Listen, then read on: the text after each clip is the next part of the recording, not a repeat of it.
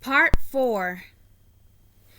That night, Thomas, Percy, James, Gordon, Henry, and Toby were all fast asleep, while Twilight, Pinky, Rarity, Applejack, Rainbow Dash, and Fluttershy all wore their pajamas and slept soundly in their sleeping bags. Mr. C, who was sitting nearby, closed a book he was reading, yawned, and flipped his hat from thinking to sleeping. He got up and began winding up an alarm clock. Then he set it down and walked over and picked up a red baseball bat. So who dropped the ball then? The ball bounced in from out of nowhere. Oh, there you are. He began to speak to both the ball and the bat. I'd like to have a nice cup of hot cocoa. Would you fellows care to join me? No. What would you rather do instead? Go outside and play? Well, I can understand that. What do you think? He hit the ball with the bat. Why do you keep hitting him like that? You're going to have a timeout. He set the bat down and went over to the countertop to make him some cocoa. But outside, Diesel 10 was quietly approaching the side of the sheds, laughing maliciously. Back inside, Mr. C took a sip of cocoa. Just a little sweeter. He put a little bit of sugar into the cocoa. Back outside. All right, Pinchy, my little bucket of badness. Time to feast yourself. His claw rose up. Back inside, Mr. C took another sip of the now sweetened cocoa. Now that's better.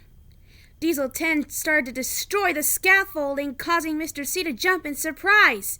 He took off his nightcap and quickly put on his conductor's cap. Just as Diesel 10 kept on tearing down more of the scaffolding, which was so loud it made Mr. C fall onto his bed. Cinders and ashes! It's Diesel 10! Diesel 10! Oh no! The other engines and ponies all woke up with a start as well.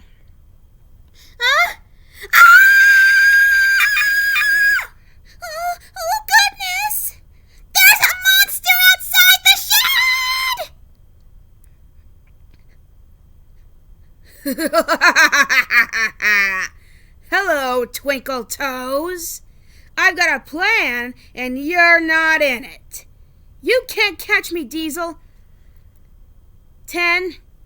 He blew his whistle, but he stood where he was with only a little bit of gold dust. He tried again, and still nothing happened. Losing your sparkle, huh? What perfect timing. Now where's that lost engine? You won't find her here. You're not clever enough to stop me. Oh, yes, I am. No, you're not. Well, what is that? It's sugar, Diesel, and if I throw this in your tank, it'll seize you up for good. Diesel 10, feeling threatened, began to leave. Make the most of tonight, Twinkle Toes, because you won't like tomorrow. Neither will that line of tin kettles and their pastel horses. Pinchy clashed a few times. Shut up, Pinchy. And soon he was out of sight. Back inside the sheds, Mr. C put down the bag of sugar, then looked at his whistle. Mr. Conductor, but what happened to your sparkle? I don't know, Thomas. I'll just have to sleep on that. On your sparkle? Thomas looked at Twilight, feeling rather puzzled. I think what he means is he's going to try to figure it out tomorrow. He's going to have to sleep on the problem of what happened to it. Twilight's right, Thomas. But, Mr. Conductor, without your sparkle or the lost engine, you won't be able to travel here to help us anymore. That's worse than having no cupcakes! Don't worry. I'll solve the problem. You just go to sleep now. Easy for you to say. Mr. C turned off the light and sat on his bed for a little while longer, and looked at his nearly empty whistle in despair. That same night, up in Muffle Mountain, Burnett Stone was just about to walk into his house when... "So, we meet again, Burnett Stone." Burnett looked at Boomer and said nothing at first. "Aren't you surprised to see me?" "Not really."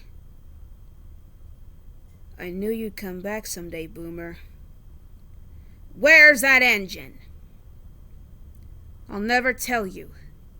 You should know that." "Then I'm just gonna have to level this mountain." He began circling Burnett menacingly as he spoke. "And why not? After all, skyscrapers and parking lots make money. Imagine. Now you see, it's money that makes you happy. Magic can make a man unhappy. Don't you agree? I mean, look at what it's done to you, Burnett." Burnett just ignored Boomer and went back into his house without saying a word. "Who needs it? Not you." "Not me." He then went to the window and opened the shutters to try to look in, but couldn't because the curtains from inside blocked his view. He knocked on the window several times, then looked in the window like it was a mirror. Then he walked back towards the door.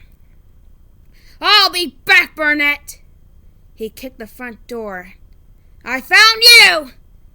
He started to head back to his motorcycle. "Now I'm gonna find that engine!" He picked up some gladiolus flowers and jerked them into his jacket. Inside the house, Burnett was looking at a book called The Romance of Railroading. The sound of Boomer's motorcycle could be heard driving away. Back on Sodor, Mr. C, the engines and ponies had all gone back to sleep. Mr. C was asleep when he suddenly woke up. Sparkle, gold dust, magic, railroad, buffers, lost engine. Percy and Pinky opened their eyes, looking worried. "My family told me, as long as there's a railroad, there will be harmony. As long as there's gold dust, there will be energy." Percy and Pinky looked at each other very worriedly. "You will never have to worry." He shut his eyes again. Percy and Pinky closed their eyes again as well. Mr. C opened his eyes a little bit for a quick minute. "Yeah, sure." As he went back to sleep, he began to have a dream. We then looked to see Shiny-Time Station shut down with devastation everywhere, as Stacy looked all around, a very sad look on her face. "Mr. C! Why aren't you here? Why couldn't you travel anymore to the island of Sodor, or back home here to us in Shining Time? The magic is all gone."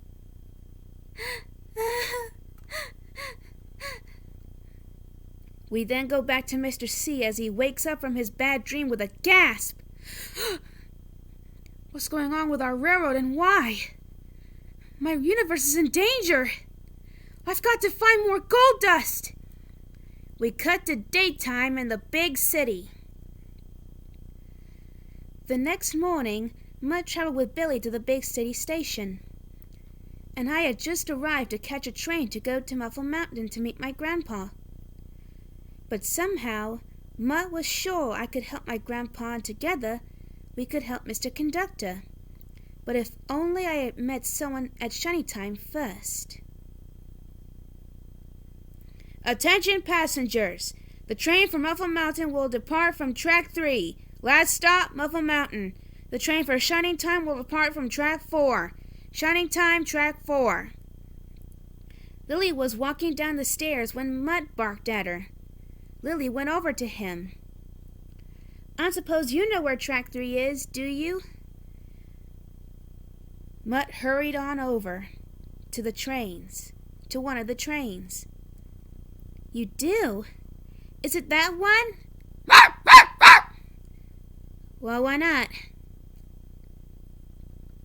Lily walked over to one of the passenger cars.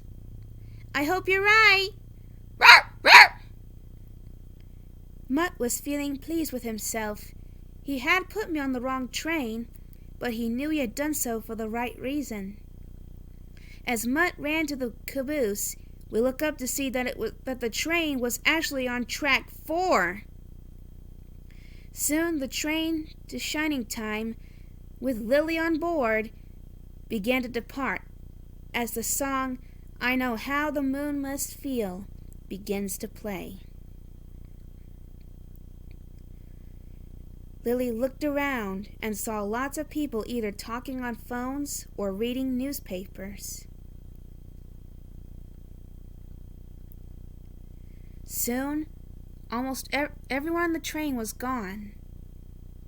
They had all stopped at their destinations, all except Lily, who was now all alone in the passenger car. She looked at her toy bluebird. So here we are on our way to Muffle Mountain, Bluebird.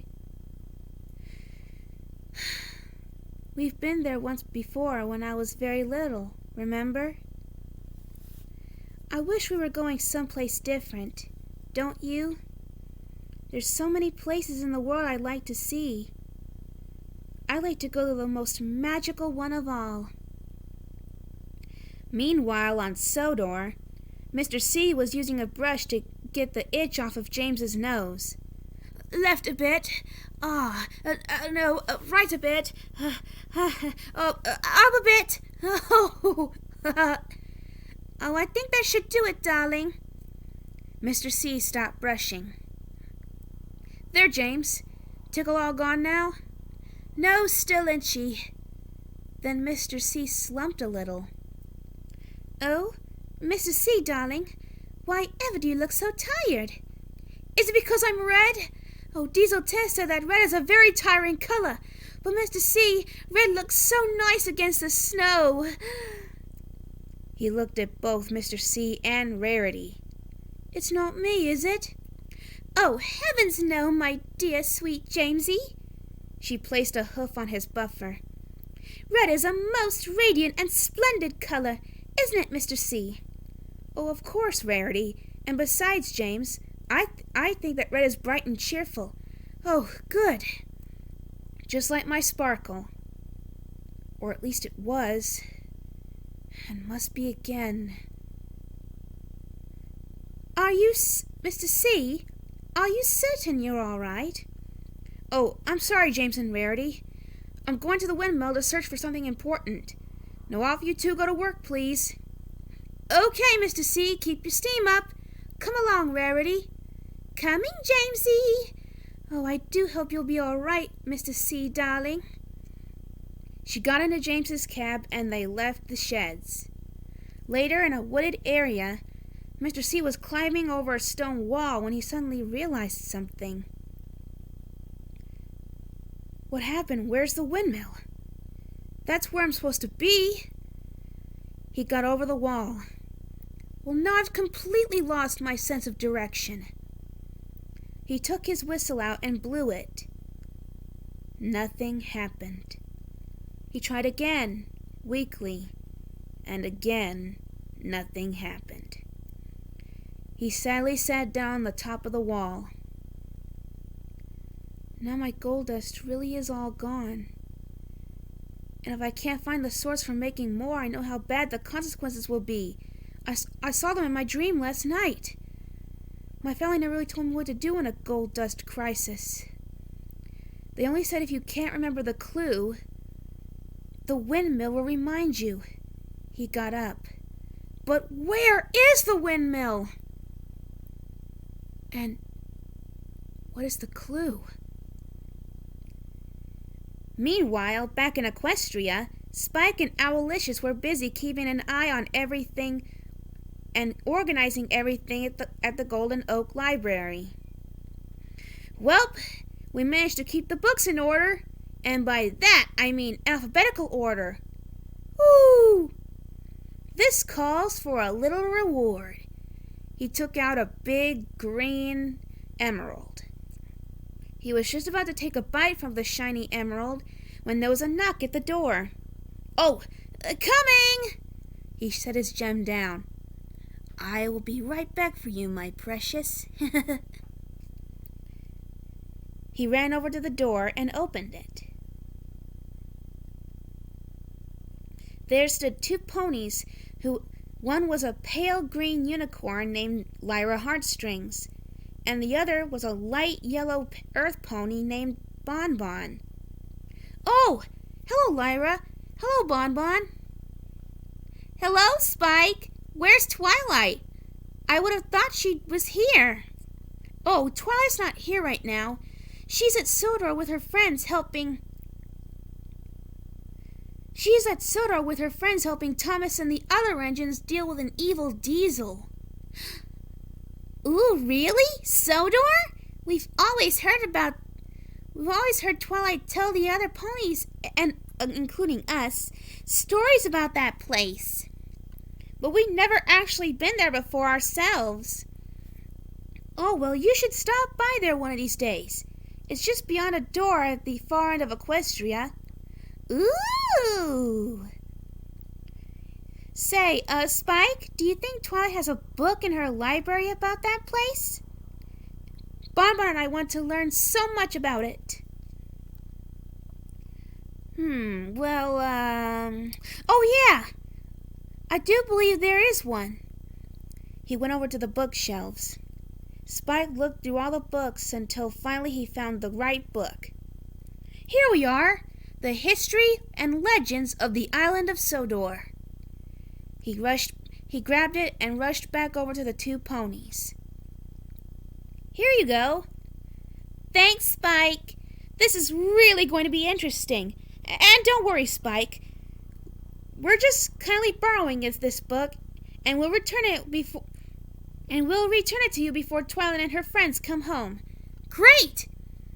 And so Lyra and Bonbon thanked Spike for the book, and then left as Spike closed the door and went right back to the green emerald he was going to eat. Now, where were we? He was picking it up. Oh yes, I remember. He brought the emerald close to his mouth and slurped his tongue. Then he took a big bite out of it. So divine. Whoo! And he continued to eat it. Back on Sodor, some of the engines and ponies had called a meeting on the track near the road. Birdie and his pony friend, Holly Dash, passed by. Hey, smile everyone and every pony. Yeah, it's a sunny day. Well, it's not sunny to us, mostly because Mr. C is not at the windmill. Jamesy and I checked. I think his sparkle's all gone. Oh, dear. My smoke box doesn't feel sunny. It feels all stuffed up. Oh, dear. It must have been that mean Diesel 10.